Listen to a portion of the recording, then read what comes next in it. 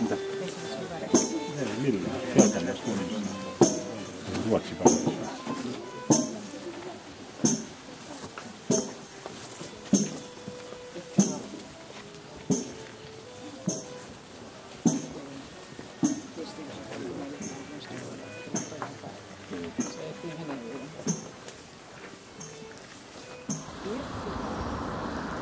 Tervetuloa Velatan raitiovaunulaiturin avajaisiin. I'm very happy to see you here because here now is beginning the opening ceremony of the tramway station of Velata. Nyt haluan kutsua puhujan, avaajan.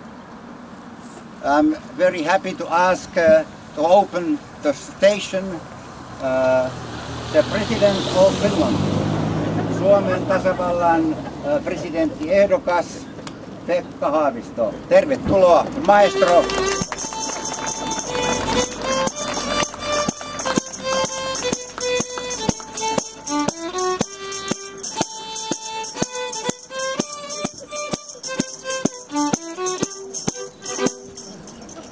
No joo, hyvä yleisö. Toivottavasti tähän melodiaan ei sitten tule kyllästymään myöhemmin.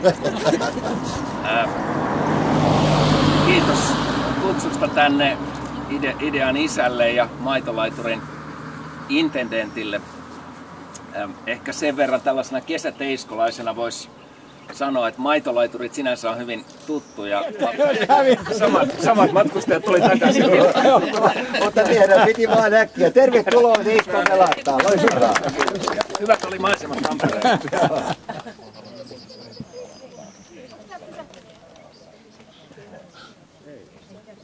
Oli hyvät kyynit.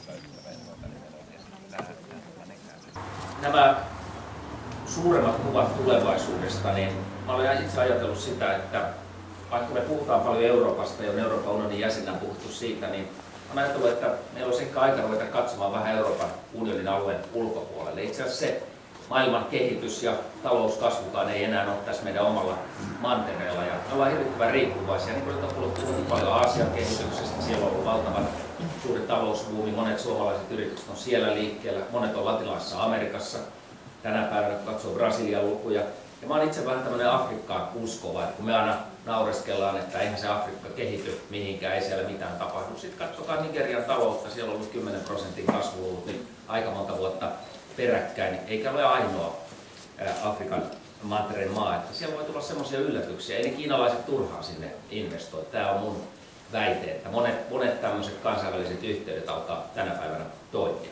1920-luvulla, kun Hämeenkatu suunniteltiin, Hämeenkatuhan tehtiin niin leveäksi sen takia, että siihen keskelle piti tulla ratikka.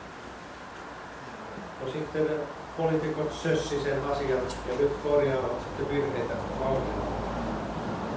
Ja nyt ollaan siinä tilanteessa, että Tampereella konsultit suunnittelevat ratikkaa ja kaupunki tilannut konsulttityön, joka perustuu siihen, että ensimmäinen ratikkalinja tulisi välille Hervanta-keskusta ja se jatkuisi siitä keskustasta lentolinjaan. Raitiovaunu on Velatan ässä, jos olet kaupunki pyrkimässä. Kättäsi heiluta ratikan tullen, kyydin se antaa sulle.